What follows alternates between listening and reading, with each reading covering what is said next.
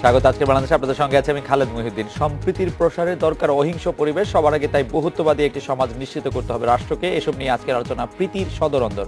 কথা বলতে স্টুডিওতে আছেন অভিনেতা ও নির্মাতা মীর সাব্বির, আছেন সুপ্রিম কোর্ট আইনজীবী ব্যারিস্টার রুমিন ফারহানা, আছেন রাজনীতিবিদ আইনজীবী ব্যারিস্টার আহসান হাবিব ভূঁইয়া এবং মানসিক রোগ বিশেষজ্ঞ ডক্টর মেখলা সরকার। আমি আশা করি আজকে ঠিক বলেছে। মীর সাব্বির ভাই, আমি আপনার কাছে জানতে চাইবো যে গত 1-1.5 দশক ধরে একটু নাটকের কথা একটু জানতে চাই যে রোমান্টিক ধারার বদলে টিভিতে হাসি ঠাট্টার নাটক বেশি দেখছে মানুষ। আমাদের সমাজ ও রাষ্ট্র কি আসলে হাস্যকর হয়ে উঠছে, নাকি সমাজের রাষ্ট্রে আনন্দের উপাদান কম থাকায় মানুষ ফিকশনে, নাটকে, গল্পে হাসির উপাদান বেশি করছে? ধন্যবাদ। আজকে বিশ্ব ভালোবাসা দিবস এবং সেজন্য আমার তরফ থেকে সবাইকে জানাচ্ছি শুভেচ্ছা। আর আমাদের ফেব্রুয়ারি মাস আন্দোলনের, ভাষা আন্দোলনের ইতিহাসের মাস, সবাইকে জানাচ্ছি শুভেচ্ছা এবং আমার তরফ থেকে ভালোবাসা। যেটা হচ্ছে যে আপনি জানতে চাচ্ছেন যে নাটকে আমাদের হাস্যরসের প্রভাব, সমাজ রাষ্ট্র কি হাস্যকর হয়ে উঠেছে কিনা, নাকি মানে হাস্যকর হয়ে উঠেছে কিনা তা সেটা আসলে বিস্তর আলোচনার বিষয়। কিন্তু আমি যেহেতু নাটকের মানুষ, সেহেতু আমার প্রসঙ্গটা যেটা আমার সামঞ্জস্যপূর্ণ, সেটা হচ্ছে যে আমাদের কমিটমেন্ট, কিছু কমিটমেন্ট দিয়ে তো আসলে নাটক, কমিটমেন্ট, তারপর হচ্ছে আমাদের মূল্যবোধ, অবক্ষয়, এই সমস্ত কথাবার্তাগুলো আসলে নাটকের বিভিন্ন জায়গাতে আমরা হারিয়েছি লাস্ট কিছু। এসব কথাগুলি মানে কি আসলে? এসব অনেক অনেক মানে আছে। মূল্যবোধ, অবক্ষয়গুলি, অবক্ষয়, মূল্যবোধ, লোভ, লালসা, শুনি মানে এই শব্দ, আমি এগুলি মানে ভালো বুঝি না। আমরা মানে যে খুব ভালো বুঝি তাও না, কিন্তু আমরা অবক্ষয়টা যেটা বুঝি সেটা হচ্ছে এরকমের যে রাষ্ট্র এবং সমাজে যখন সঠিক, অবক্ষয় শুনলে মনে হয় না যে কোন একটা সময় এটা আসলে পুরো একটা আকারে ছিল, সেটা ক্ষয় হচ্ছে। কোন সময় এটা ছিল ভালো? এরকম আমাদের ইতিহাস তো অনেক সমৃদ্ধ ইতিহাস। যেমন আমাদের রাজনৈতিক ইতিহাসই যদি ধরেন অনেক আগের, যেমন ধরেন ভাষা আন্দোলনের সময় আমাদের যেমন ধরেন মানুষের ভিতরে শিক্ষিত সমাজের মানুষজনের রাজনীতিতে অনেক পদার্পণ ছিল, অনেক ভালো ভালো মানুষরা রাজনীতি করত। সেই মানুষগুলো তো এখন রাজনীতি থেকে সরে যাচ্ছে। এখন দেখা যাচ্ছে রাজনীতিক যারা রাজনীতি করছে, দেশ পরিচালনা করছে, সেখানে সিংহভাগ মানুষের পদার্পণ হচ্ছে দেখা যায়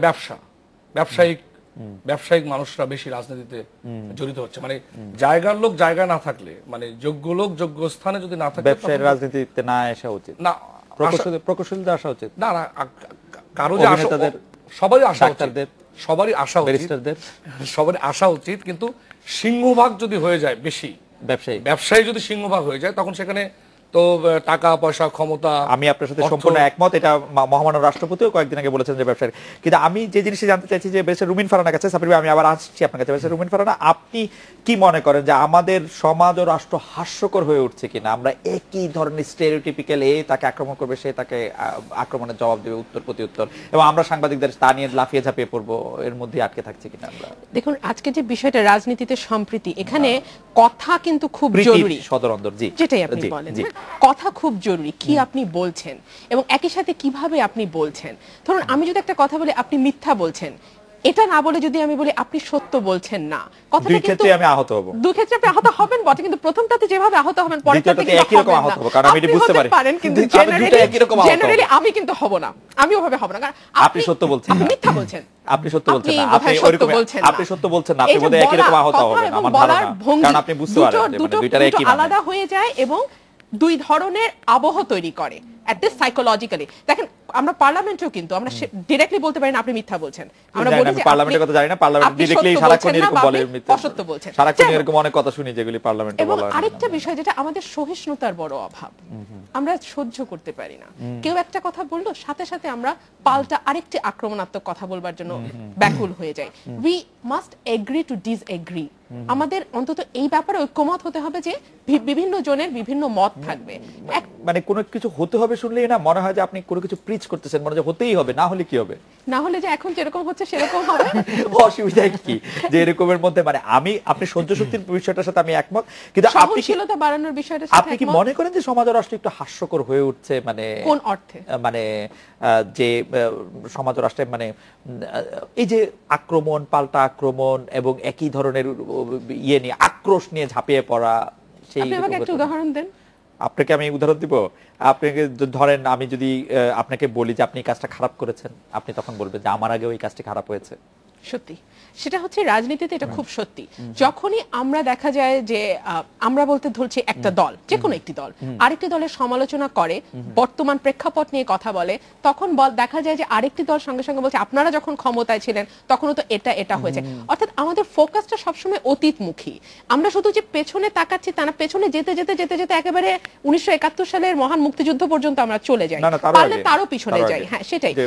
সেটা খুব আনফরচুনেট। আসলে আমাদের রাজনীতিটা হওয়া উচিত ভবিষ্যৎমুখী। আমরা কি করতে যাচ্ছি, কি করব, সেটা যেমন সরকারি দলেরও বলার কথা, একই সঙ্গে কিন্তু আমি বিরোধী দলের কাছ থেকেও একই জিনিস আশা করি যে তাদের ভবিষ্যৎ পরিকল্পনাটা কি সেটা তারা পরিষ্কার করবে।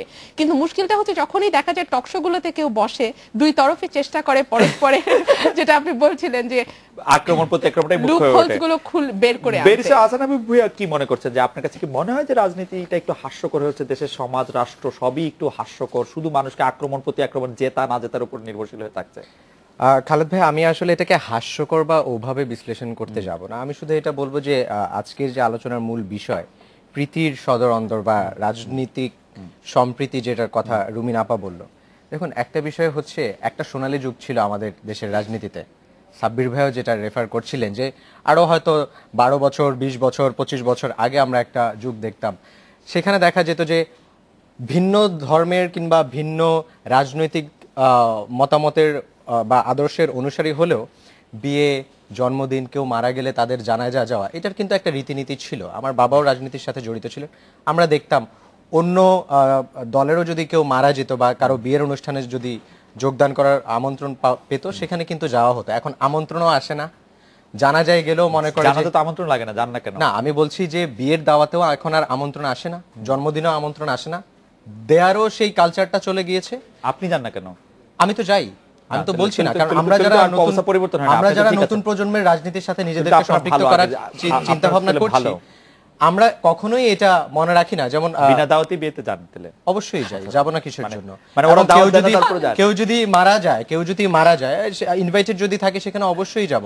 সেখানে এটা চিন্তা করার কোনো সুযোগ নেই যে রুমিন আপা তো বিএমপি করে, উনার কোনো রিলেটিভের দাওয়াতে বা কোনো বিয়ের অনুষ্ঠানে যেতে পারবো না। এই ধরনের আমরা একসাথে রাজনীতি করি। মানে আপনি যে জায়গা থেকে শুরু করতেছিলেন যে আগে এটা চল ছিল, এখন নাই। আগে কালচারটা ছিল, একটা রাজনৈতিক সম্প্রীতিবোধ ছিল, সেটা বলতে আমার কাছে মনে হয় ওখান থেকে আমরা অনেক দূরে সরে এসেছি। আপনি আগের লোকদের মতো? আমি বলবো যে আমাদের আগে যারা ছিলেন, সাব্বির ভাই বলেছেন যে আগে একটা সময় ছিলেন মাওলানা ভাসানীর আমল থেকে যদি আপনারা শুরু করেন, শেরে বাংলা একে ফজলুল হকের আমল থেকে যদি শুরু করেন, আমরা কিন্তু বঙ্গবন্ধুর আত্মজীবনীতেও কিছু জিনিস দেখেছি যে তিনি তার রাজনৈতিক, তিনি 1000 বছরের শ্রেষ্ঠ বাঙালি, কিন্তু তারপরেও কিন্তু তিনি স্বীকার করে গিয়েছেন তিনিও কারো কাছ থেকে রাজনীতি শিখেছেন, তারও রাজনৈতিক বিভিন্ন মতের বিরোধ ছিল, কিন্তু তারপরেও কিন্তু সহ অবস্থানের থেকে রাজনীতি করেছেন। কিন্তু দেখুন একটা জিনিস, মানে সহ অবস্থান না থেকে বিপরীত অবস্থানে থাকলে সমস্যাটা কোথায়? বিপরীত অবস্থানে থাকলে কোনো সমস্যা নেই, আদর্শগত সমস্যা থাকতে পারে, মতামতগত সমস্যা থাকতে পারে, আমাদের রাজনৈতিক সিদ্ধান্তে কোনো সমস্যা থাকতে পারে, বিরোধ থাকতে পারে, কিন্তু আমরা একে অন্যের প্রতি যে শ্রদ্ধাশীল হব না, এটা কিন্তু কোথাও নেই।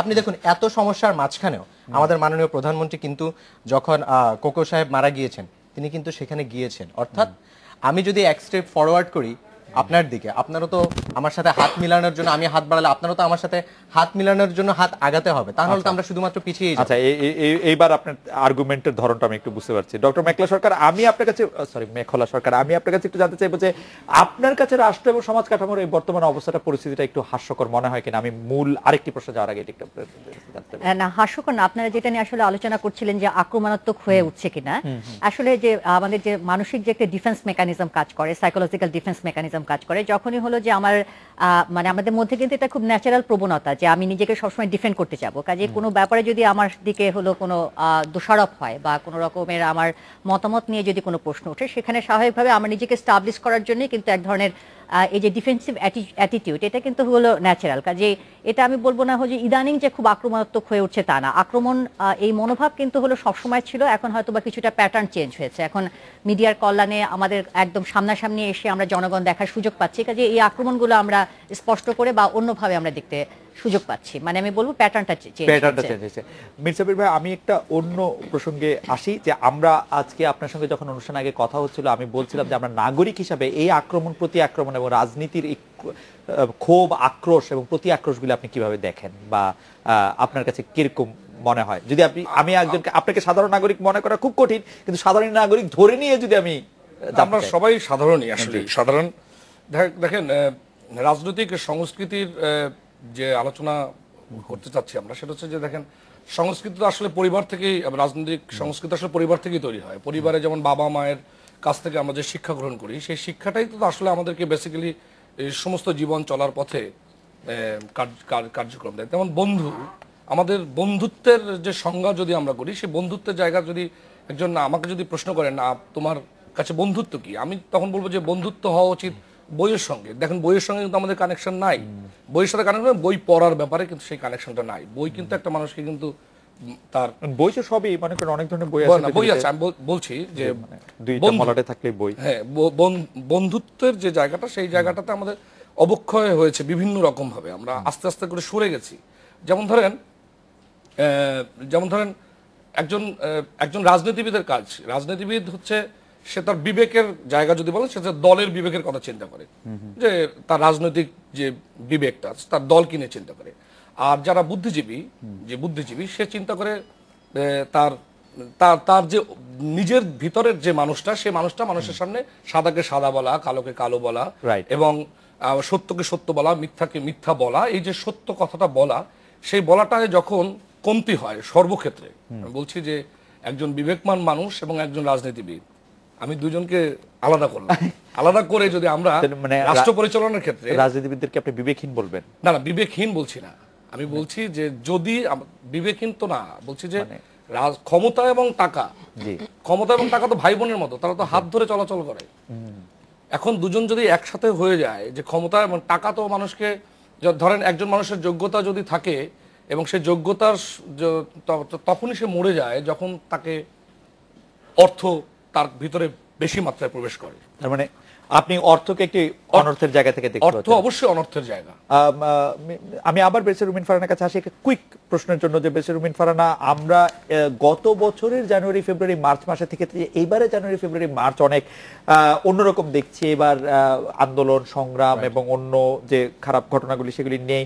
এর জন্য আপনি আসলে কৃতিত্ব কাকে দিবেন, বা আপনি এর দায় কাকে বর্তাবেন, যে গত বছর কার দায় ছিল, এই বছর কার কৃতিত্ব, বা উল্টো করে? আমি বলবো যে আমাদের রাজনৈতিক সংস্কৃতিতে একটি পজিটিভ পরিবর্তন এসছে। গত বছর যে কারণে অবরোধ হয়েছিল, সেই কারণটির উদ্ভবই হয়েছে যে বিরোধী দলকে মিটিং করার অনুমতি দেয়নি, এবং তখন উনি নিজের অফিসে অবরুদ্ধ ছিলেন 92 দিন। আর এই বছর আমরা যেটা দেখেছি, যখন বিএনপি মিটিং করতে চেয়েছে, 20 দলীয় জোট মিটিং করতে চেয়েছে, সরকার সেভাবে বাধা দেয়নি। হ্যাঁ, তাকে সরওয়ার্দী উদ্যান ব্যবহার করতে দেয়নি, বাট তার নিজের যে কার্যালয় আছে, বিএনপি কার্যালয়, তার সামনে বিএনপিকে মিটিং করার অনুমতি দিয়েছে। এবং আমরা দেখেছি যে প্রচুর লোক সমাগম হয়েছে। কিন্তু যেটা পজিটিভ দিক, যে কোনো রকম গ্রেফতার বা পুলিশি হয়রানি, যেটা বিএনপি নেতাকর্মীরা ভয় পাচ্ছিল, সেরকম কিছু আমরা দেখিনি। সুতরাং এটা একটি পজিটিভ দিক তো বটে। এবং আমরা আরেকটা জিনিস দেখেছি যে দুই দলেই কিন্তু সমাবেশ করেছে একই দিনে, একই সাথে, একই সময়ে, কিন্তু তারপরেও তেমন কোনো বড় গন্ডগোল হয়নি। এবং মনে হয় যে এবার যদি বিএনপিকে মানে ওই সভা না করতে দেওয়া হতো, তারপরেও কি আন্দোলনের বা ওরকম কর্মসূচি আসতো গত বছর যেরকম আসছিল?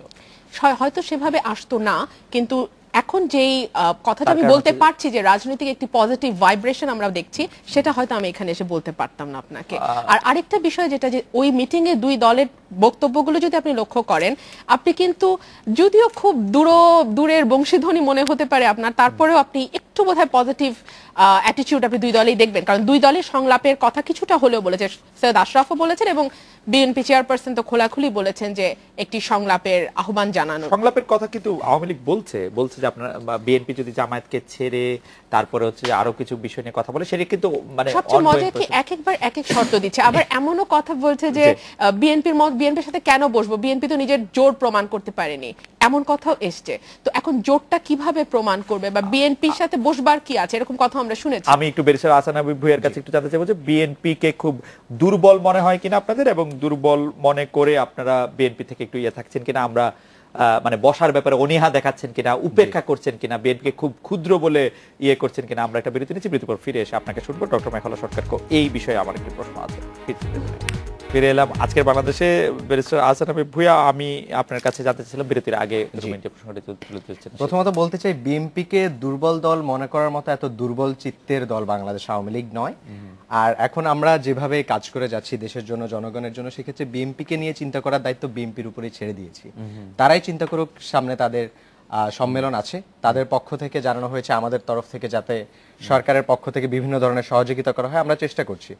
আর খালেদ ভাই, আপনি যে প্রশ্নটা করেছিলেন রুমিন আপাকে, আমিও সেম প্রশ্নটা করতে চাই যে গত বছর আমরা দেখলাম জানুয়ারি থেকে মার্চ পর্যন্ত যে সহিংস একটা রাজনীতির অবস্থান ছিল, আপনি কৃতিত্বের কথা বলেছেন, আমি বলবো সিংহভাগ কৃতিত্বই দিতে হবে বিএনপিকে, কারণ তারা ওই জ্বালাও পোড়াও বা ওই আওয়ামী লীগ একটু কৃতিত্ব নিবে না যে একটি কারণ অবরোধটি শুরু করেছিল, কিন্তু আওয়ামী লীগ আপনার যদি মনে থাকে যে 5ই জানুয়ারিতে একটি সভাকে কেন্দ্র করে সে সভা হতে দেওয়া হবে না, এবং 29 ডিসেম্বর থেকে সারা ঢাকা আসলে বন্ধ করে দেওয়া হলো, ঢাকায় কেউ আসতে পারবে না, এবং তাদেরকে সভা করতে দেওয়া হলো না। আপনার কি মনে আছে? আমি আপনাকে সভা করতে দিব না, it doesn't give you any right যে আপনি বাস পোড়াবেন, আগুন পোড়াবেন, রাইট দেন না, সভা করতে দিবে না, সেখানে ডিএমপির পারমিশন লাগে। আমি ধরেই নিলাম সরকারের চাপ থেকে, আপনারা যেটা বলবেন যে সরকারের পক্ষ থেকে চাপ ছিল, সে কারণে দেয় না, কিন্তু এটা কিন্তু আপনাকে কোনো অধিকার দেয় না আপনি আমার গাড়ির গ্লাস ভাঙবেন, আমার পাড়া প্রতিবেশী। আমি তো ভাঙি নাই, মানে আপনাকে বলতে আমি বিএনপির কথা বলছি। বিএনপি ভাঙে নাই, বিএনপি ভাঙে নাই, বিএনপি বলবে যে বিএনপি ভাঙে নাই, বিএনপি বলছে যে বিএনপি ভাঙে নাই। ঠিক আছে, বিএনপি যদি বলে বিএনপি ভাঙে নাই, বিএনপি বারবার আহ্বান জানিয়েছে গাড়ির কাজ না ভাঙতে। আচ্ছা, বিএনপির পক্ষ থেকে যদি এই ধরনের কোনো স্টেটমেন্ট আসে, then I beg to differ to that statement যে বিএনপি ভাঙে নাই। এটা বিএনপি বারবার বলছে যে বিএনপি এই ধরনের ভাঙচুর রাজনীতি করে নাই। ঠিক আছে, আমি বিশ্বাস করি না অবশ্য বিএনপিকে, কিন্তু বিএনপি বলেছে। বিশ্বাস অবিশ্বাসের দায়িত্ব জনগণের উপর থাকবে, সেটা আমার আর আপনার মুখের কথাই কিন্তু না। আমি জনগণের অংশ হিসেবে আমি বিএনপিকে বিশ্বাস করি না যে বিএনপি ভাঙচুর করে না, এবং আমি আপনাকে বিশ্বাস করি না যে এটা শুধু মানে ওদেরকে একটা রাইট দেওয়া হয় না, ডিএমপি করেছে এরকম। আমি আমার দলের পক্ষ থেকে দায়িত্ব নিয়েই বলছি, যেহেতু আপনি দেখেন তারা কিন্তু একটা রাজনৈতিক ওই সহিংস আন্দোলন থেকে সরে এসেছে, এবং সেটা আমরা করতে চেয়েছিল, সেই সভাটি করতে দেওয়া হয় না, তাদেরকে ওই ধরনের আন্দোলনের মুখে ঠেলে দেওয়া হয়েছে। এটা তার মানে কি এবারও যদি সভা করতে না দেওয়া হতো ওই ধরনের কোন আন্দোলনের দিকেই তারা অনেক লোককে জেলে পুরে রেখেছেন, সেজন্য পারতো না। জেলে পুরে রেখেছেন। একই রুমিন ফারহানাই কিন্তু আবার বলছে যে একই দিনে আওয়ামী লীগ এবং বিএনপি অনেক বড় করে মিটিং করেছে, কিন্তু পুলিশ কিন্তু তাদেরকে বাধা দেয়নি। এটা রুমিন ফারহানাই কিন্তু বলছেন। হ্যাঁ, মানে পুলিশের বাধা দেওয়ার মানে এমন একটা ভাব যে পুলিশের বাধা দেওয়ার আসলে কথা ছিল, দয়া করে বাধা দেয় না। পুলিশ যেখানে দেখবে বিশৃঙ্খলা হচ্ছে, সেখানে তো পুলিশ অবশ্যই তাদের দায়িত্ব পালন করবে, এবং সবসময় বিএনপির ইয়েতেই বিশৃঙ্খলা হয়, এটা আমরা খেয়াল করেছি পুলিশের মধ্যে এরকম। এটা যদি আপনার কাছে মনে হয় সেক্ষেত্রে তো মন্তব্য নিষ্প্রয়োজন, কারণ পুলিশ যখন দেখবে যে জ্বালাও পোড়াও করছে, সেটা পুলিশের দায়িত্ব পালন করবে। আর আরেকটা জিনিস হচ্ছে, আমার কাছে একটা পজিটিভ জিনিস যেটা মনে হয়, আমাদের ছাত্রছাত্রীরা খুব পজিটিভ একটা ভাইব নিয়ে এসেছে, এবং সেখান থেকে আমাদের রাজনীতিবিদরা মনে হয় শিক্ষা নিয়েছে যে সরকারকে যদি সরকারের কোনো সিদ্ধান্তের সাথে যদি আমরা ওই ভ্যাটের যে বিষয়টি ছিল আমরা যদি একমত পোষণ না করি, সেক্ষেত্রে কিন্তু এই ধরনের জ্বালাও পোড়াও না করে, গাড়ি ভাঙচুর না করে, জনগণ এবং আমাদের ব্যবসার ক্ষতি না করেও কিন্তু সরকারকে আলোচনার মাধ্যমে একটা সমাধানে নিয়ে আসা যায়। আমি মনে করি এটা খুব ভালো একটি পজিটিভ সাইড ছিল। সরকারের একটি ভুল সিদ্ধান্ত ছিল, যেখান থেকে সরকার খুব সুন্দরভাবে জনগণের হৃদয়ের স্পন্দন বুঝে ছাত্রদের সাথে বসেই কিন্তু আলোচনার মাধ্যমে একটা সমাধান করেছেন। আমরা আমাদের রাজনীতিতে কেন এই সংস্কৃতি আমরা কেন দেখি না, সেটি নিশ্চয়ই ব্যারিস্টার রুমিন ফারহানা বলতে পারবেন। আমার যেটা মনে হয় যে বিএনপির লোকেরা যদি এখানে এরকম বসতো, আপনার প্রথম দিনই কি করতেন আল্লাহ জানে। যাই হোক, প্রথমেই বললেন গুলি করতেন, এটা কিন্তু আমাদের রাজনৈতিক সংস্কৃতির একটা অংশ হয়ে গেছে। আমি একটু ডক্টর মেঘলা সরকারের থেকে আসি, যে ডক্টর মেঘলা একটি প্রশ্ন আমাদের মনে প্রায় আজকে যখন আমরা এটি করছি, তখন সামাজিক যে যোগাযোগ মাধ্যম এবং অন্যান্য সব জায়গা থেকে এই প্রশ্নটি আসছে। আমাদের গবেষক দল প্রশ্নটি করছে এরকম যে নাগরিক সমাজ থেকে প্রায় সুস্থ ধারার রাজনীতির কথা বলা হয়। রাজনীতির মনে কোনো অসুখ দেখেন কিনা, এর দায় কি আর নিরাময় কি? রাজনীতি তো আর কোনো মানে আমাদের এই সম্মিলিত মানুষগুলির মনে কোনো অসুখ আছে কিনা? না, সম্মিলিত মানুষের মানে অসুখ ওরকম করে তো আসলে এরকম বলা যায় না, যে কালেকটিভলি যেটা বলছিলেন যে আসলে আমরা তো সবাই মিলেই হলো যে ইন্ডিভিজুয়াল প্রত্যেকের মানুষের মধ্যে যদি সেই জায়গাটা একটু আগে যেটা হচ্ছিল, কথা হচ্ছিল যে একটা ম্যাচুরিটি ব্যাপার, যে একটা জিনিস আমরা আসলে কিভাবে অ্যাপ্রোচ করব বা আমরা কিভাবে ডিফেন্ড করব। তো সেই জায়গাটা যদি আসলে এই স্ট্র্যাটেজির জায়গা বা এই ম্যাচুরিটির জায়গাটা যদি আসলে কোনো রকমের মানে ইন্ডিভিজুয়াল লেভেলেই হলো আসলে আমাদের প্রবলেম থাকে, তাহলে কালেকটিভলিও কিন্তু সেই সমস্যাটা দেখা যাবে। হ্যাঁ, যে আপনি যে অস্থিরতার কথা বলছেন, একটু আগে আমরা ব্রেকে বলছিলাম যে আমাদের এই যে হিউমারটা কিন্তু কমে যাচ্ছে। একটা জিনিস হলো আমরা যেভাবে আমরা বলতে পারি সেই জায়গায় কিন্তু উইথ নাই, আমাদের নাটকগুলোতে, আমাদের সংস্কৃতি জায়গাগুলো কিন্তু উইথ নাই, আমাদের কথাবার্তার মধ্যে কিন্তু উইথ নাই। তো এই জায়গাটা কিন্তু আমাদের মানসিক জায়গারই একটা বহিঃপ্রকাশ। হ্যাঁ, ইভেন হলো আপনি আমাকে একটা অ্যাটাক করছেন, সেই অ্যাটাকটাও কিন্তু আমি অনেক হিউমারিস্টিকলি আমি জবাব দিতে পারি, আবার আমি খুব পাল্টা অ্যাটাক করে আমি জবাব দিতে পারি। তো দুটার কিন্তু ইম্প্যাক্টটা আলাদা হবে। তো এখন এটা আসলে আমি কিভাবে আমি অ্যাপ্রোচটা করব, আমার মানসিক গঠনটার জায়গাটা কিরকম হবে, এবং সেটাও কিন্তু রিফ্লেক্ট করবে হলো যে আমার আলোচনার ফ্লেভারটা রিফ্লেক্ট করবে। কাজে হলো যে এটা মানে ইন্ডিভিজুয়াল মিলেই তো আসলে একটা কালেকটিভ জায়গা তৈরি হয়। তার কাজে আমাদের এই সবার মধ্যে যদি সীমাবদ্ধতা জায়গাটা থাকে, সেটা আমরা সমষ্টিগতভাবে সেই জায়গাটা তো আমরা রিফ্লেকশন আসবেই। আমি জনাব মীর সাব্বির আপনার কাছে আবার আসতে চাইছেন নাটক সংস্কৃতি এগুলি নিয়ে। আমরা কিন্তু আমাদের যে রাজনীতি বা আমাদের যে রাজনৈতিক সংস্কৃতি দাঁড়িয়েছে তার একটা প্রকৃত প্রতিফলন কিন্তু আমরা নাটকের মধ্যে দেখতে পাই না। এটা অনেক সময় কি এরকম মনে হয়, আমরা যদি টিভি নাটকের কথা বলি যে এটা একটা সাহসের অভাব বা এটা একটু মানে আমরা একটু ঝামেলা এড়িয়ে চলতে চাই, এরকম করে কিছু না? দর্শকরা অনেকে এই কথা বলছে। আমাদের দেশে তো অনেক কিছু বাইন্ডিংস আছে, দেখানো যাবে না। যেমন ধরেন বিভিন্ন প্রতিষ্ঠানকে কটাক্ষ করে কোনো জিনিস দেখানো যাবে না। ওকে, এটা একদম নীতিমালার একদম বিভিন্ন চ্যানেলে বিভিন্ন প্রতিষ্ঠান বলতে পুলিশ, আর্মি, আপনি ধরেন বিচার বিভাগ দেখাতে পারবেন না। কারে কারে কটাক্ষ করা যায়, মানে কারে কারে কারে মানে ভিলেন কারে করা যায়? ভিলেন কারে করা যায় যে গ্রামের ইউনিয়ন পরিষদের চেয়ারম্যান, অথবা মনে করেন যে কোনো রাজাকার, গ্রামের ইউনিয়ন পরিষদের চেয়ারম্যান রাজাকার, এটাকে আমরা ভিলেন হিসেবে সাধারণত রিকগনাইজ করি। কিন্তু এর চেয়ে তো বড় ভিলেন কিন্তু আমাদের আশেপাশে সব জায়গাতে আছে, কিন্তু আমরা সেটা দেখাতে পারি না। এমনি সরকারি কর্মকর্তা ঘুষ খাচ্ছে সেরকম কোনো সেটা দেখাতে পারবো না, তো সেটাও দেখানো যায় না, দেখানো যাবে না। ও সেই জন্যই তো নাটক এরকম অস্বাভাবিক হয়ে ওঠে। এখন মনে করেন যে আপনি যদি সাংবাদিকরা কার্ড দেখে চাঁদাবাজি করতেছে, এগুলো দেখানো যাবে না, আপনি এগুলো দেখানো যায় না, কোনোটাই দেখাতে পারবেন না। আপনি যদি নাটক করেন সেটাই তো বেশি, এটা তো বেশি, এটা বললাম আমরাই তো হাস্যকর।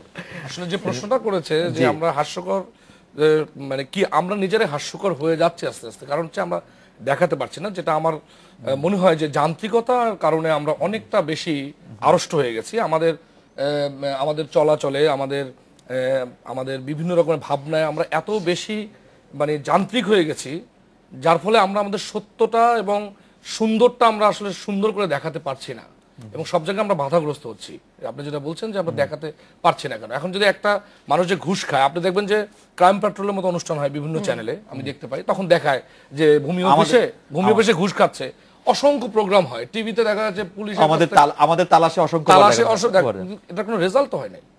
কিছু কিছু রেজাল্ট হয়েছে, একটা তো এমন তো হয় না যে এরকম এই তো দেখানোর ফলে যে পুরোটা, বরঞ্চ জনমত তৈরি হয় না। কারণ জনমত তৈরি করতে তো আপনাকে সত্যিকারের ওই যে মানুষটি বলবে, যার কথা সবাই শুনবে, সেই শোনার মানুষটি হচ্ছে 300 সংসদ সদস্য কিংবা 330 জন সংসদ সদস্য, যাদের এক একটা জনপদের যে লিডার, যে তার মুখপাত্র হিসেবে কাজ করবে, হ্যাঁ, জনগণের মুখপাত্র হিসেবে কাজ করবে, এবং তার মনের কথাগুলো সে বলবে। সেই মানুষগুলোর তো বড্ড অভাব আমাদের দেশে। কারণ হচ্ছে যে ওই আমি বারবারই বলছি যে প্রথম যে প্রশ্নটা আমি ছিলাম, আপনার উত্তরও আমি বলেছি যে ক্ষমতা এবং অর্থ যখন একটি মানুষকে আঁকড়ে ধরে, তখন সে সত্যি কথা বলতে ভয় পায়, এবং এই সত্যি কথা বলতে ভয় পায় বলেই আমাদের রাজনৈতিক সংস্কৃতি তৈরি হয় নাই। এবং আমরা এখনো যে এরা দুই দলের এদের চমৎকারভাবে হাসাহাসি করে কথা বলছিল, দেখতেই অসাধারণ লাগছিল। কিন্তু আবার যখন আমরা দেখি একটা টক শোতে যে মারামারি পর্যন্ত হয়ে যাচ্ছে, গালাগালি পর্যন্ত হয়ে যাচ্ছে, তখন আমাকে আমার সন্তান 9 বছরের সন্তান প্রশ্ন করে ওরা ঝগড়া করছে কেন, তখন আমি তাকে বলতে পারি না যে তারা কেন ঝগড়া করছে। কারণ হচ্ছে আমি যদি তাকে শিখাই যে আমাদের দেশে যারা রাজনীতি করে তারা ঝগড়া করছে, তাহলে তো সে শিখবে অন্য কিছু, সে বুঝবে যে রাজনীতি করা যাবে না বা খারাপ কি ভালো। ব্যারিস্টার রুমিন ফারহানা এবং ব্যারিস্টার ভূঁইয়া, আমি আপনাদের দুইজনকে খুব চট করে জানতে চাই যে আপনার কাছে কি মনে হয় যে আমরা যে আসলে আমাদের বিনোদনের মাধ্যমগুলিতেও এইগুলি এরকম দেখাতে পারি না, মক করতে পারি না, সেগুলি আসলে কেন? মানে এটা কি ভালো খারাপ কিরকম? এটা তো একেবারে আমাদের ফ্রিডম অফ স্পিচের বা ফ্রিডম অফ এক্সপ্রেশনের, ফ্রিডম অফ থটের এগেইনস্টে, অর্থাৎ সংবিধানে আমার যে মৌলিক অধিকারগুলো আছে সেগুলোর সম্পূর্ণ পরিপন্থী। আমি ওনাকে অন্তঃস্থল থেকে ধন্যবাদ জানাই নাই যে এই বিষয়গুলো আমার সত্যি জানা ছিল না যে কিন্তু আমাদের একই অবস্থা এত দূর কিন্তু- চলে গেছে। কিন্তু একই অবস্থা কিন্তু আসলে অনেক মানে এটি প্রায় 20 বছর ধরে একই অবস্থা চলে আসছে। মির সাব্বির আছেন ইন্ডাস্ট্রিতে এটা 15 যদি বছর ধরে, 100 বছরের ইতিহাসও হয় এটা অত্যন্ত দুঃখজনক। মানে এটার কোনো পরিবর্তন হচ্ছে না, মানে এটা সাব্বির ভাই ভালো বলতে পারবেন। আমার নীতিমালা তৈরি হচ্ছে, এখন নতুন করে নীতিমালা তৈরি হচ্ছে এবং সরকার চাচ্ছে যে আরো সুন্দরভাবে গোছাতে চাচ্ছে। দেখেন স্বাধীনতার 45 বছর হয়ে গেছে, এখনো যদি গোছাতে থাকে তাহলে তো সমস্যা। আর আরেকটা বিষয় আমি জানি না মাঝখানে কিন্তু- সত্যি তাহলে আমরা একটু বিরতিতে যাবো। তাহলে রুবিন ফারহানা আপনি এটি জানতেন না বা আপনি আসলে খুবই আশ্চর্য আমি হয়েছেন খুব এটা ভেবে? মর্মাহত। আরেকটা বিষয় আমি একটু বলি, নীতিমালার কথাটা যেহেতু এসেছে, আমি শুনেছি যে নীতিমালার ব্যাপারে ব্রডকাস্টিং ল যেটা হচ্ছে সেটা এমন ভাবে করা হচ্ছে যে সেটাকে আরো অনেক বেশি শক্তভাবে চেষ্টা করা হচ্ছে যাতে আরো অনেক ফ্রিডম অফ এক্সপ্রেশন বা স্পিচকে অনেক বেশি সীমিত করে ফেলা বেলশা যায়। আসাদুল ভাই, আপনি কি মনে করেন যে আমাদের বিনোদনের ক্ষেত্রে এরকম গলা চেপে ধরা হচ্ছে? এবং রুবিন আরো বলছিলেন যে আরো Broadcasting law যেটা আসছে। ব্রডকাস্টিং ল হচ্ছে, সেটাতে আপনার কাছে কি মনে হয় এগুলি দরকার আসলে? খুব আমি সাব্বির ভাইয়ের একটা টক শোতে একটা প্রোগ্রাম দেখেছিলাম এবং উনি সেখানে আমাদের সাধারণ আমরা যেটা বলি আম জনতার কথা উনি বলেছিলেন যে এই টক শোতে আমি কথাগুলো বলে লাভ কি, শোনে না তো। এই কথাগুলো শুনবে কে, এটা তো কেউ শুনে না। চোখ বন্ধ এবং কান এবং বন্ধ করে আমরা এরকম হাজার টক শো প্রত্যেকদিন রাত্রে হবে, সেখানে আমি বসবো, রুমিন ফারহানা বসবে, সাব্বির ভাইয়া বসবে, আপু বসবে, আপনি বসবেন, কিন্তু এটা আসলে দেখছে কে? আমি একটা ইনফরমেশন যেটা দিতে চাই, কেউ না কেউ কিন্তু দেখছে এবং কেউ দেখছে বলেই কিন্তু সেটা এই পরিস্থিতি পরিবর্তনের জন্য চেষ্টা করা হচ্ছে। আমি বলবো যে মাননীয় প্রধানমন্ত্রী কিন্তু রাতে টক শো দেখেন এবং তিনি চেষ্টা করেন যে বিষয়গুলো আই এম শিওর সাব্বির ভাইয়ের যেই কথাগুলো বলেছেন সেটা ফেসবুকে এত শেয়ার হয়েছে এবং হয়তো মাননীয় প্রধানমন্ত্রীর দৃষ্টিগোচরে যদি সেই বিষয় হয়। আমাদের সমস্যাটা হচ্ছে অন্য জায়গায়। আমরা যখনই কোনো একটা ভালো কাজ করার উদ্যোগ নেই সেখানের সাথে রাজনীতি জড়িয়ে যায়। আপনি যে কোনো ডিসিশন নেন, আপনি আমাদের শিক্ষাক্ষেত্রের ডিসিশন নেন, আমাদের সমাজ ব্যবস্থাকে পরিবর্তন করার ডিসিশন নেন, আপনি আমাদের যে কোনো ধরনের আর কি আমাদের শিক্ষা ব্যবস্থা বলেন, আমাদের অর্থনীতি বলেন, আমাদের এই যে মানে প্রত্যেকটা ক্ষেত্রে এই মিডিয়াও কিন্তু এটার বাইরে না। এখানে তো অনেক ধরনের মানে politics রাজনীতি জড়িত। আমাদের আমাদের প্রধানতম বিনোদন। আমি ডক্টর মেখলা সরকার আপনার কাছে জানতে চাইবো যে এই রাজনীতি দেশ মানুষ সমাজ নিয়ে আশাবাদী হওয়ার মতো কোনো বিষয় আপনি দেখতে পান কিনা, এবং যখন সব বিষয়ের মধ্যে রাজনীতি জড়িয়ে যায় সেটিকে আপনি ভালো দেখেন না খারাপ দেখেন? আমরা একটা বিরতি নিয়ে আসছি আপনার কাছে। ফিরে এলাম আজকের বাংলাদেশে।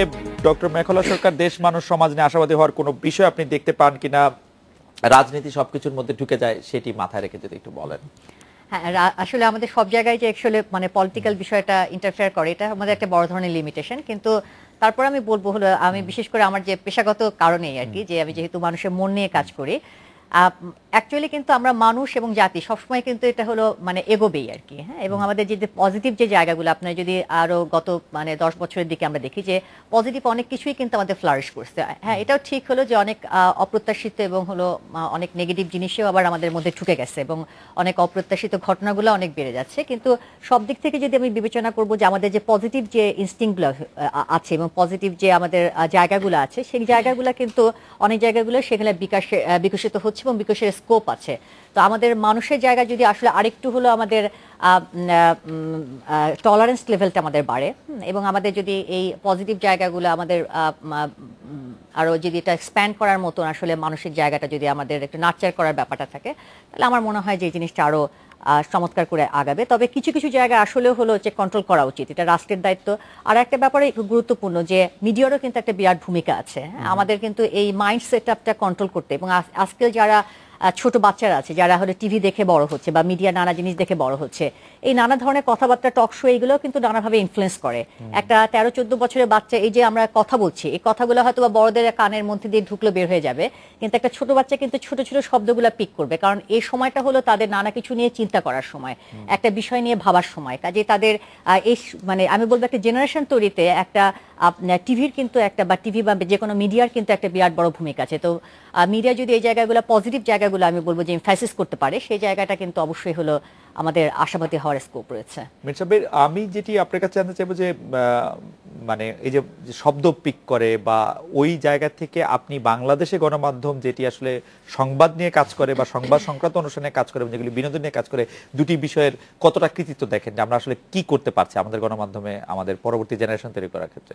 গণমাধ্যমে যেমন ধরেন আমাদের ভাষায় একটা আমরা বড় রকমের অবক্ষয়ের মধ্যে পড়েছি গত কিছুদিনের মধ্যে। যেমন ধরেন শুদ্ধ ভাষায় কথা বলাটাই ভুলে গেছে, নাটকের বিভিন্ন ভাষা ব্যবহারে কিন্তু এক ধরনের এটা অবশ্য আরেক দিনের তর্ক। আমি অবশ্য শুদ্ধ ভাষা অশুদ্ধ ভাষা বিশ্বাস করি না, ভাষা একটা ভাষাই, আপনি যে ভাষায় কথা বলতে ভালো লাগে আপনি সেই ভাষায় কথা বলবেন, আঞ্চলিক ভাষায় কথা বলতে আমার ভালো লাগে, আপনি আপনি আপনি বলতে পারেন, সেটাতে আমার কোনো অসুবিধা নাই। মানে আমি আমার কাছে মনে হয় যে ভাষা নিয়ে অতটা, কিন্তু আমি যেটি বলতে চাইছি যে আমরা আমাদের সৃজনশীলতা তৈরির ক্ষেত্রে আমরা যে গণমাধ্যমগুলি আমরা শুধু খবর বা খবর সংক্রান্ত বিষয় নিয়ে কাজ করি এবং যারা শুধু বিনোদন নিয়ে কাজ করে, দুটি গণমাধ্যমের ক্ষেত্রে আপনি কি ইতিবাচক নেতিবাচক ভূমিকা আপনি দেখতে পান, যে বা দুই ধরনের গণমাধ্যমের মধ্যে? মানে সংবাদের ক্ষেত্রে তো একটা ভীষণ রকমের আমাদের মানে একটা পরিবর্তন এসেছে, মানে বৈপ্লবিক পরিবর্তন, মানে সংবাদ প্রেজেন্টেশনের ক্ষেত্র থেকে শুরু করে এবং সেই আপনাদের তালাশ থেকে শুরু করে, মানে যে একদম খবরের সন্ধানে আপনারা চলে যাচ্ছেন, এবং সেটাতে একটা বৈপ্লবিক পরিবর্তন আসছে আমাদের গত 10-12 বছরে, মানে আমাদের টেলিভিশন এবং স্মার্ট প্রেজেন্টেশন এই জায়গাটাতে চলে আসছে, যে এখন সংবাদটা আসলে এখন একটা মানে সেরকম শক্ত হয়ে বসে খবর পড়ার, আর বিনোদনের ক্ষেত্রে, অসম্ভব রেভলিউশন হয়েছে। আমি মনে করি অসম্ভব নির্মাতা এসেছে, তরুণ নির্মাতা লেখনীতে এসেছে, ডিরেকশনে এসেছে এবং ভাবনায় এসেছে, বিভিন্ন রকমের নতুন নতুন নাট্যকার, ডিরেক্টর এবং এসেছে। কিন্তু এর সাথে যখন একটা জিনিস আসে, যখন অনেক জিনিসের ভিড়ে অনেক কিছু আসে, তখন সেই সাথে কিন্তু আগাছাও আসে, অনেক আগাছাও এসেছে, অনেক খারাপ খারাপ উদাহরণও আছে, যে নাটকগুলো আমাদের প্রচার হয়েছে অনেক ধরনের সমালোচনা করেছে, পরিবারে একসঙ্গে বসে দেখতে পারে নাই, অনেক ধরনের কমেন্টস এসেছে, তার মানে নানা ধরনের আলোচনা হয়েছে, সমালোচনাও হয়েছে। আমাদের আরেকটা বিরতি নিতে হচ্ছে, বিরতির পর ফিরে এসে বেঁচে রুমিন ফারহান আপনাকে জানতে চাইবো যে আপনাদের প্রজন্ম, যদি আমি প্রজন্ম ভাগ করে বলি, যে আপনাদের প্রজন্ম বা তার আগের প্রজন্ম থেকে নীতিগতভাবে ভালোর দিকে না খারাপের দিকে? আমি যদি নীতি বলতে নৈতিকতার নীতিতে বলি, যে আমি সত্য কথা বলবো, আমার যেটা ভালো মনে হয় সেটা বলবো, সেটার ক্ষেত্রে আপোষকামিতার প্রশ্নে যদি আমি একটু বলি, সেই ক্ষেত্রে আমরা ভালো হয়েছে না খারাপ হয়েছে সেটা জানবো। আমরা একটা বিরতি নিয়ে ফিরছি আপনার কাছে। নিয়ে গেছে যে এটা খুব ক্ষয়িষ্ণু একটা অবস্থা, এখান থেকে ভালোটাই হবে, এর থেকে খারাপ আসলে আর হবার কিছু নেই, তাহলে রাজনীতি উঠে যেতে হবে দেশ থেকে, যে অবস্থায় চলে গেছে। এবং আপনারা জানেন যে এটা মাননীয় রাষ্ট্রপতিও বলছিলেন যে সংসদের 70% সদস্য এখন আসছে ব্যবসায়ী থেকে, তো এই অবস্থাটার একটা পরিবর্তন দরকার। এবং আমি কিন্তু পরিবর্তন দেখছি, দেখুন আমি ব্যবসা করি না, আমি আইনজীবী, আমার পাশে যিনি বসে আছেন আওয়ামী লীগের দলের সাথে যুক্ত, উনিও কিন্তু আইনজীবী। সুতরাং পেশাজীবী ইয়াং জেনারেশন রাজনীতিতে মোর ইন্টারেস্টেড হচ্ছে আমি দেখছি। যদিও আমরা দুজনেই পারিবারিকভাবে রাজনৈতিক পরিবার থেকে আসা, এটাও কিন্তু একটা ফ্যাক্টর আমাদের সাবকন্টিনেন্টের রাজনীতিতে। সাধারণত দেখা যায় যে কিছুটা হয়তো, এটা কিন্তু আমাদের আইন পেশার ক্ষেত্রেও সত্য, এটা যে কোনো পেশায় সত্য, যে সেকেন্ড জেনারেশন অলওয়েজই কিছুটা প্রিভিলেজড হয়, এটা নাথিং নিউ। তবে আমি রাজনীতিতে মনে করছি একটা পজিটিভ চেঞ্জ আসছে, কারণ অনেক বেশি আপনারা কি ভালো, মানে নৈতিকভাবে আপনাদের আগের জেনারেশনের চেয়ে? যেহেতু আমরা এখনো করাপশনে ঢোকার সুযোগ পাইনি, সুতরাং এখন আমি দাবি করতেই পারি আমরা ভালো। আমি ওই টেস্টের ভেতর দিয়ে গেলে বা উনি ওই টেস্টের ভেতর দিয়ে গেলে তখন আপনি বুঝতে পারবেন যে আসলে কতটা ভালো বা কতটা খারাপ। তবে আরেকটা বিষয় আমি একটু যুক্ত করতে চাই, যে সব বিষয়ে রাজনীতি নিয়ে একটা কথা হচ্ছিল, সব বিষয়ে রাজনীতিটা বোধহয় যতটা না সমস্যা, তার চেয়ে অনেক বেশি সমস্যা আমাদের অসহিষ্ণুতা। আমরা কোনোভাবেই আসলে যে কোনো মূল্যে থাকতে চাই, যে কোনো ভাবে পেতে চাই, এবং যে কোনো ভাবে সে পাওয়াটাকে আবার টিকিয়েও রাখতে চাই, সেটা বৈধ অবৈধ, নৈতিক অনৈতিক, রাজনৈতিক সংজ্ঞায় পড়ুক বা না পড়ুক, যে কোনো ভাবেই আঁকড়ে ধরার যে সংস্কৃতি, যেটা আমি বলছিলাম যে উইনার টেক্স অল। আর আরেকটা বিষয়, যে আমরা কোনো সমালোচনা নিতে পারি না। দেখুন এতদিন পর্যন্ত আমরা আদালতের শব্দটি উচ্চারণ করতে পারিনি, তার ফল কিন্তু ভালো হয়নি। এত যে আবর্জনা জমেছে, সেটা হঠাৎ করে যখন উন্মোচিত হয়ে গেল, তখন আমরা সবাই খুব অবাক হয়ে বলতে শুরু করলাম, আদালত নিয়ে এত কথা হচ্ছে, কই এখন তো অবমাননা হচ্ছে না। কিন্তু এটার গঠনমূলক সমালোচনাটা যদি আমরা অনেক আগেই শুরু করতাম, আজকে হয়তো এই দিন আমাদের দেখতে হতো না। নৈতিকভাবে আপনারা আপনাদের আগে যারা সাথে ভালো কেন বেঁচে আছেন? আমি রুমিন আপার সাথে শতভাগ একমত। আমার কাছে মনে হয় তিনি যে কথাটা বলেছেন, আমরা ইয়াং জেনারেশন যারা আছি এখন, বা আপনি পলিটিক্সের কথা বলেন বা বিভিন্ন দিক থেকে ইয়াং জেনারেশন মিডিয়াতেও যারা কাজ করছে, কিছু কিন্তু ভালো মন্দ মিলিয়েই থাকবে, এবং খারাপ যারা আছে তারাও আমাদের পরিবারেরই সদস্য, সমাজের সদস্য, সমাজেরই অংশ, আমাদেরই কোনো আত্মীয় স্বজন, আমারই ভাই, আমারই বোন। এবং ভালো যারা আছে তারাও কিন্তু, অর্থাৎ আপনি দেখুন সম্প্রতি যেই পুলিশের বিষয়গুলো এসেছে, নির্যাতন যেমন হচ্ছে পুলিশের তরফ থেকে, তেমনি একজন পুলিশ অফিসার 5 লক্ষ টাকার চেকও ফেরত দিচ্ছে, এই ধরনের ঘটনাও কিন্তু আমরা দেখছি। এটা তো আমাদের সমাজেরই অংশ। আমাদের মেখলা আপু যে একটা কথা বলেছিল ভেরি ইম্পর্টেন্ট, যে পজিটিভ ইনস্টিংক্টের কথা বলেছেন। দেখুন, positive energy always attract positive energy, negative energy will always attract negative energy. প্রথমে যে কথাটা দিয়ে আপনি ফিজিক্সের ক্ষেত্রে এটা ঠিক না, ফিজিক্সের ক্ষেত্রে উল্টা। আমি ইন জেনারেল আমি এই কথাটা বলবো। আর আপনি খালেদ ভাই শুরুতেই একটা কথা বলেছিলেন যে আমাদের কম্প্যারিজনটা কি চলে আসে আমরা যখন বিভিন্ন রাজনৈতিক দল টকশোতে বসি বা অন্য কোনো ফোরামে বসি, আমরা আপনাদের থেকে কম খারাপ করেছি, আপনারা যখন ক্ষমতায় ছিলেন আপনারা আপনাদের 5 বছরে বেশি খারাপ করেছেন। মানে আমরা দেখানোর চেষ্টা করি যে আমরা আপনাদের থেকে কম খারাপ। এই ধরনের কম্প্যারিজন কেন আসে না যে আমরা আপনারা যতটুকু ভালো করেছেন আমরা আপনাদের থেকে বেশি ভালো করছি, এবং আমরা যদি আমাদের এই ভালো করা বিষয়টি অব্যাহত রাখি, জনগণই তো 5 বছর পরে তাদের নাগরিক যে অধিকার, সাংবিধানিক অধিকার প্রয়োগের পারলের বিষয়ে হচ্ছে আপনি যে কথাটি বললেন যে পারলে, দেখুন এখানে আমি একটা কথা বলবো, 5 বছর পর পরই নির্বাচন হবে এবং জনগণ ভোট দিতে পারবে কিনা পারবে না সেটা সময়ই বলে দিবে। আসন্ন ইউপি নির্বাচনেও কিন্তু দেখা যাচ্ছে যে এখন আমি এই কারণে ধরেন একটা পলিটিক্যাল স্টেবিলিটি কিন্তু চলে এসেছে আমাদের নির্বাচন, বিএনপি আসছে, আমরা সেটা অ্যাপ্রিশিয়েট করছি। বিএনপি নির্বাচন বর্জনের এবং প্রতিহতের ঘোষণা দিয়েছিল, সেই জন্য একটা। আর দুই হচ্ছে যে গণতন্ত্রের দায়িত্ব কিন্তু শুধুমাত্র সরকারের নয়, বিরোধী দলের উপরেও কিন্তু গণতন্ত্রের দায়িত্ব। 54 জন বিনা প্রতিদ্বন্দ্বিতা নির্বাচিত হয়ে গেছিল, সেই জন্য আর কি তখন কিন্তু বলেছিল যে প্রহসনের নির্বাচন, এই পৌরসভা নির্বাচনই বলছে, পৌরসভা নির্বাচনের সময় যেখানে বলেছে যে কিন্তু যে কয়টা আসনে ওনারা জিতেছেন সেখানে কি কারচুপি হয়নি?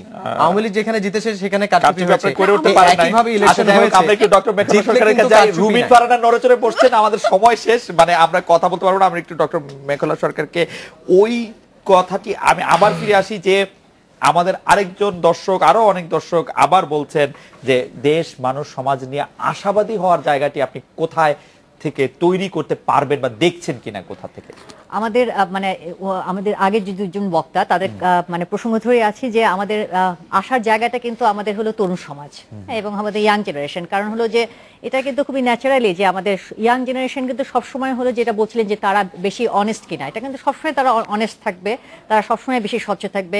As we grow we will lose our innocence and will be contaminated. এটা হলো আমাদের একটা খুব ন্যাচারাল প্রসেস যে যত আমাদের এক্সপিরিয়েন্সের মধ্যে দিয়ে যাবে তত লোকগুলো আমাদের আপার হ্যান্ড করবে, আমাদের তত মানসিকভাবে দুর্বল হব, আমাদের অন্যান্য জায়গাগুলো ততটা চাহিদাগুলো বাড়বে এবং আমাদের অন্যান্য জিনিসে কন্টামিনেশনটা অনেক বেশি হবে। কাজে একটা মানে যুবকের যে শক্তি থাকবে, যুবকের যে স্পৃহা থাকবে এবং হলো যে তার যে সামনে এগোনোর জন্য যে একটা ভাইব্রেশন থাকবে, সেটা কিন্তু হলো একদম মানে এটা কোনো কিছুর সাথে তুলনা হয় না। কাজেই আমাদের এবং ইয়াং জেনারেশনের এখন আমি যেই ভাইবটা দেখতে পাচ্ছি, হ্যাঁ অনেক কিছুর পরে অনেক তাদের প্রতি অনেক সমালোচনা আছে, তারা অনেক ফেসবুক কেন্দ্রিক, অনেক হলো তাদের ডিভাইস কেন্দ্রিক, এরপরেও কিন্তু হলো যে মানে আমাদের মূল আশাটা কিন্তু করতে হবে তাদের দিকেই এবং হলো যে এই আমাদের এই আশাটা এবং আমাদের তাদের প্রতি যে পজিটিভ দৃষ্টিভঙ্গি, সেই জিনিসটাই কিন্তু হলো আমাদের সামনে তাদেরকে এগিয়ে নিতে সাহায্য করবে। এবং আমাদের বয়স্কদের কাজ হলো তাদেরকে হলো সেই শক্তির জায়গাটা যোগান দেওয়া এবং তাদের সাহসের জায়গাটা, পজিটিভ রিমার্কগুলো তাদের করা। মির সাবির, আপনি কি নিয়ে আশাবাদী? দেশ, জাতি, সমাজ, রাষ্ট্র, মানুষ, আপনি কি নিয়ে আশাবাদী? আমি সবসময় আশাবাদী মানুষ, আমি মোটেই হতাশাবাদী মানুষ না। কারণ হচ্ছে যে অনেক কিছুর পরেও কিন্তু শেষ পর্যন্ত আমরা কিন্তু সবসময় স্বপ্ন দেখি সুন্দরের। কারণ রবীন্দ্রনাথ ঠাকুর তার কবিতায় বলে গেছে যে অন্ন চাই, আলো চাই, প্রাণ চাই, চাই মুক্ত বায়ু, চাই বল, চাই স্বাস্থ্য, আনন্দ উজ্জ্বল পরমায়ু। রবীন্দ্রনাথ তার কথায় বলে গিয়েছে। তা আমি মনে করি যে অনেক প্রবলেম আছে, যেমন ধরেন আমি যেটা বলেছিলেন যে কালচারালি আমরা বিনোদনে অনেক ধরনের আগ্রাসনের মধ্যেও কিন্তু পড়েছি, তারপরে আমি আশাবাদী। কারণ আগ্রাসন করতে করতে কোন পর্যন্ত যাবে, কারণ শেষেরও কিন্তু শেষ আছে। মনে করেন যে এখন বাংলাদেশে অনেক অসংখ্য চ্যানেল, সেই চ্যানেলে কিন্তু অনেক জায়গাতে আমাদের বিদেশি নাট্য পরিচালকরা এসে কিন্তু নাটক ডিরেকশন দিচ্ছে এবং সেই চ্যানেলের মালিকরা তাদেরকে আমন্ত্রণ জানিয়ে নিয়ে আসছে এবং তারা বানাচ্ছে নাটক। আমাদের দেশে চলচ্চিত্র হচ্ছে, সেখানে কিন্তু যৌথ প্রযোজনার ছবি হচ্ছে, বাংলাদেশের পরিমাণ খুবই কম, অন্য দেশের পরিমাণ একটু বেশি। আবার যেমন ধরেন যে সবসময় আমরা বলি যে নতুন নতুন চ্যানেলে নতুনদের আগমন হচ্ছে, নতুন নতুন শিল্পী আসছে, খুবই ভালো কথা।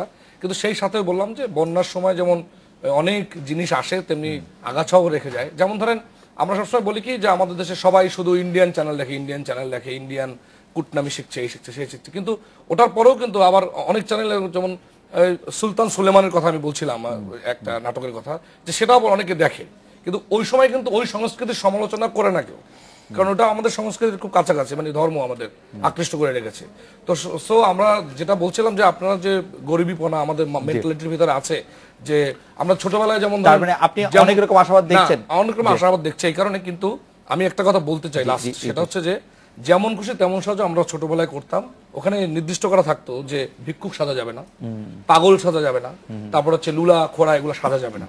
তার মানে হচ্ছে দেখেন ভিক্ষুক সাজা যাবে না, মানে আমরা আসলে হাত পাতাটা আমাদের একটা মানে এক ধরনের আমাদের জাতিগত ভিতরে হাত পাতাটা কিন্তু কমে যাবে, যেমন ধরেন। কিন্তু সেই জন্যই সেটাকে নিরুৎসাহিত করার জন্য এটা করা যায়। মির সাব্বির, আমি আপনার পয়েন্টটি বুঝতে পেরেছি, ধন্যবাদ। আমাদের একদমই দর্শক সময় আছে। রুমিন ফারহানা, আপনি কি নিয়ে সবচেয়ে বেশি আশাবাদী হন? আমি ভরসা রাখি তরুণ প্রজন্মের উপর। আমি নিজে স্বপ্ন দেখি, আমি বিশ্বাস করি তারাও স্বপ্ন দেখে, এবং আমি বিশ্বাস করি এমন একটি রাজনৈতিক অঙ্গন আমরা পাবো একসময় না একসময় নিশ্চয়ই পাবো, যেখানে I will give my life to ensure that you will express your view. Ahsan Habib ভাইয়া?